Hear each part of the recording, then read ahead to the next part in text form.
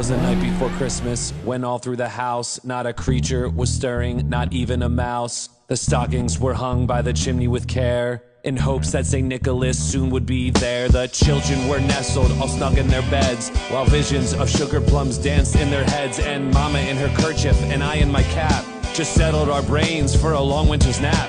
When out on the lawn there arose such a clatter, I sprang from my bed to see what was the matter.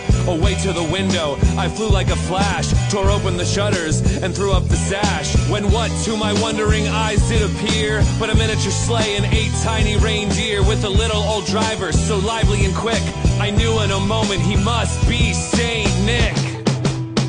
He's going the distance, he's going for speed.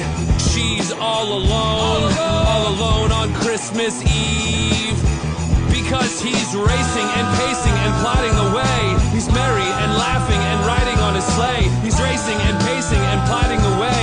He sees you when you're sleeping and he knows you're awake. He's going the distance.